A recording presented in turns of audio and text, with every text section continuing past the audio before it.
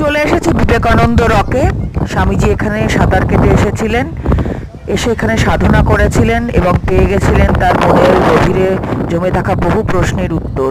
দেখুন চারিদিকে কি অপার শান্তি বিরাজ করছে, খালি হাওয়ার আওয়াজ আর ভারত মহাসাগরের সবুজ জলরাশির উত্তাল আওয়াজ।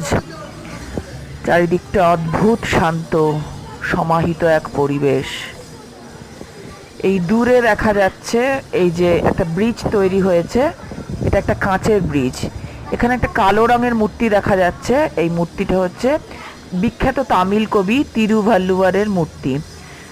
এই মূর্তিটা আগেই তৈরি করা হয়েছিল, কিন্তু ব্রিজটি আমরা যখন গেছিলাম তখনও ওপেন হয়নি। 1 জানুয়ারি এই ব্রিজটা ওপেন হয়ে গেছে। তো চলুন চারিদিকটা আপনাদের দেখিয়ে নিই। এই এই যে দেখুন মূর্তিটা,